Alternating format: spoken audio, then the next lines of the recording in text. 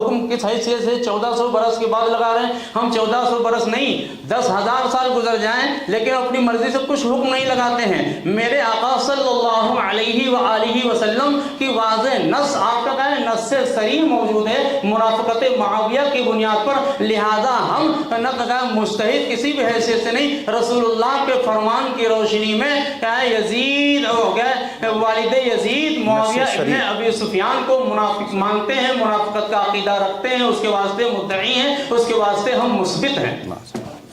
رسول اللہ کے فرمان کی روشنی، جہاں پر نص ہو وہاں پر اجتہاد کی ضرورت ہے ہی نہیں، یہاں پر نص صریح موجود ہے، اجتہاد وہاں پہ ہوتا ہے جہاں پر کوئی نص نہ موجود ہو، یہ کیا ہے وہاں اجتہاد کی ضرورت پیش آتی ہے۔ جب رسول اللہ صلی اللہ علیہ وآلہ وسلم کی نص صریح موجود ہے معاویہ ابن ابی سفیان کے منافقت کے تعلق سے، اور جب کیا ہے خلیفہ راشد مولا علی ابن ابی طالب علیہ السلام نے کہہ دیا کہ معاویہ میرے دشمن ہے، معاویہ میرا دشمن ہے، اور میرے آقا صلی اللہ علیہ وآلہ وسلم نے فرمایا علی سے محبت نہیں رکھے گا مگر مومن، علی سے بغض نہیں رکھے گا مگر منافق۔ تو جب مولا نے فرما دیا معاویہ میرا دشمن ہے، تو دشمن کیا ہے وہ بغض رکھتا ہے، دشمنی کیا ہے محبت میں نہیں ہوتی ہے، دشمنی بغض ہی کی بنا پہ ہوتی ہے۔ تو مولا کے فرمان سے معاویہ کا دشمن مولا علی ہونا ثابت، آقا صلی اللہ علیہ وآلہ وسلم کے فرمان سے واضح طور پہ ثابت ہے۔ یا علی لا یحبک الا مؤمن ولا یبغضک الا منافق، اے علی تم سے محبت نہیں کرے گا مگر مومن، تم سے بغض نہیں رکھے گا مگر منافق۔ یہاں پر کسی کلام کی گنجائش ہے ہی نہیں، معاملہ بالکل واضح ہے، صاف ہے، صاف فرمان رسول نص صریح کی بنیاد پر ہم کیا ہے یزید کے والد معاویہ ابن ابی سفیان پر منافقت کا حکم لگاتے ہیں، عقیدہ رکھتے ہیں، اس کے مثبت ہیں، اس کے مستدل ہیں، اس کے مدعی ہیں۔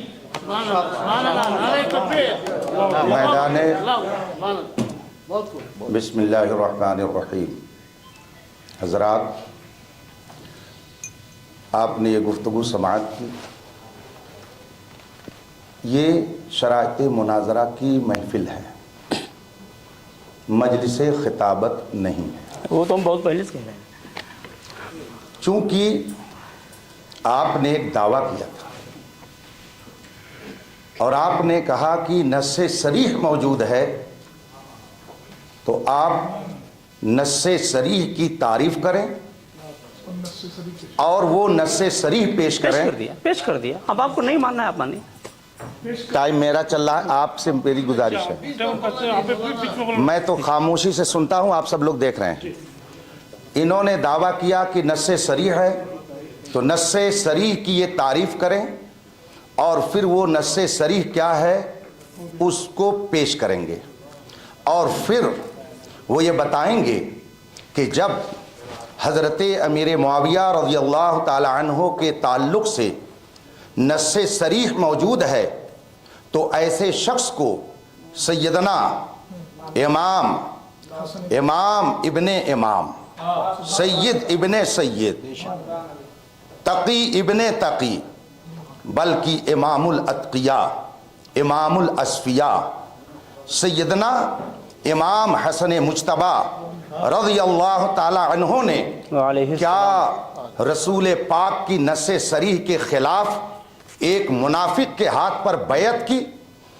اور جو کسی منافق کے ہاتھ پر بیعت کرے اور مسلمانوں کی باغ ڈور کسی منافق کے ہاتھ میں دے، بتائیے وہ قرآن و حدیث کا منکر ہے کہ نہیں ہے؟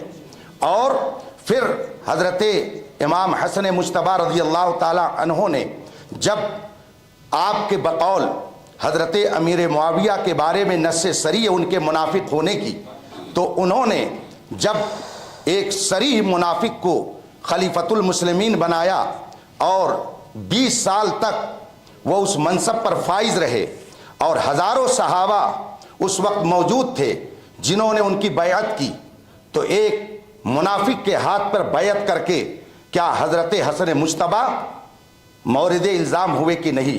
ان کے اوپر کیا حکم ہوگا جو ایک منافق کو خلیفۃ المسلمین بنائے؟ اور پھر وہ جو نص صریح مصطفیٰ کی مخالفت کرے اس کے لیے کیا حکم ہوگا؟ پھر صحابہ کرام نے جو بیعت کی ان کے لیے کیا حکم ہوگا؟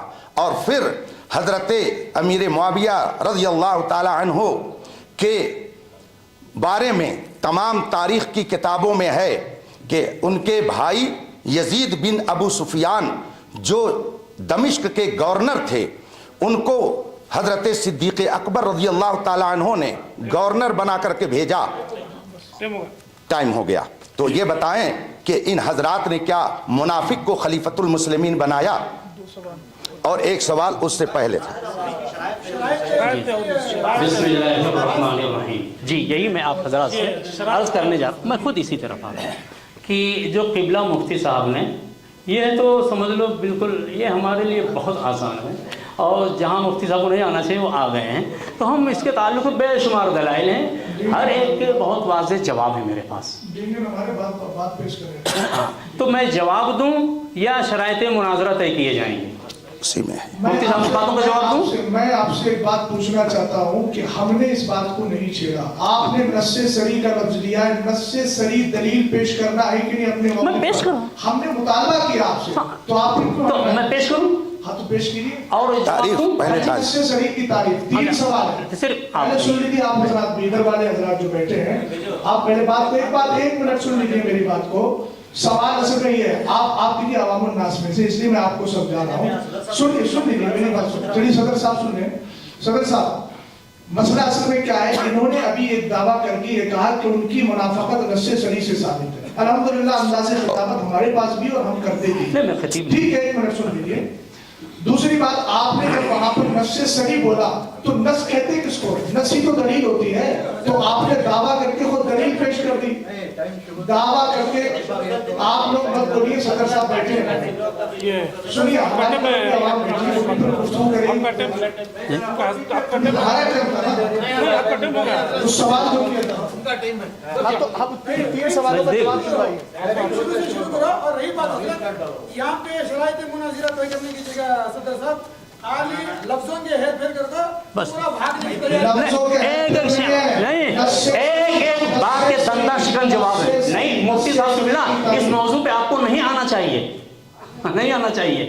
الحمدللہ ایک ایک چیز کے ہم کیا ہے بالکل واضح سنت احادیث قرآن کے آیات ہم پیش کریں گے بس اس کو، لیکن اجازت ہے آپ لوگ کیا چاہیں شرائط مناظرہ طے ہوں یا گفتگو اس پہ کی جائے؟ آپ نے یہ بات پھر کری کیوں نص صریح کی؟ شرائط مناظرہ طے کرو، ہم تو شرائط مناظرہ ہی پر بات کر رہے تھے، آپ نے نص صریح کی بات بیچ میں پیش کی۔ نہیں ٹھیک، آپ ہم سب سمجھتے ہیں، عالمان کی بات الگ ہے، میں تمہیں جھڑکو ہی سے آواز دے کر کے بولا تھا عوام کے اندر یہ کتنا ہوگا، ابھی نہ آگو بیٹھ کو خالی یہ لفظ وہ لفظ یہ صرف لفظوں، صرف یہ لفاظی ہے۔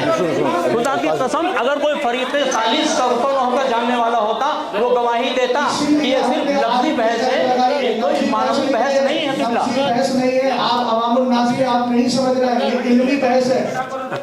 ہم نے جو مناظر کو ہٹوایا وہ اسی بنیاد پر، آپ جس کو علمی کہتے ہیں، آپ جس کو علمی کہتے ہیں، علمی بحث آگے شروع ہوگی تب آپ کو پتہ علم کیا چیز ہے۔ الحمدللہ انا مدینۃ العلم۔ اب دیکھو آپ مفتی صاحب نے خطاب کیا تو میں بھی خطاب کروں گا، ورنہ میں نہیں چاہتا کیا انا مدینۃ العلم وعلی باب شہر مدینۃ، تو کیا مدینۃ العلم میرے آقا صلی اللہ علیہ وآلہ وسلم ہے، اور اس کا دروازہ علی ہے، جس کو علی سے محبت ہوتی ہے اس پہ علم کے رموز و اسرار کے دروازے کھل جاتے ہیں۔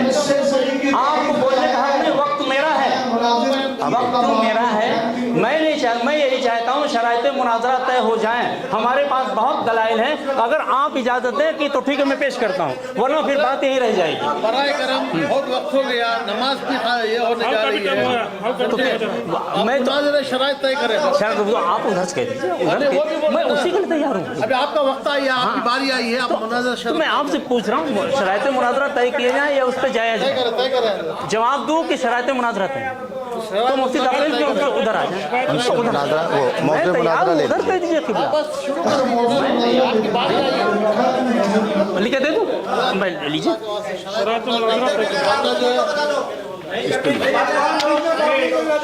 آپ لوگ الحمدللہ ہمیشہ کام کرے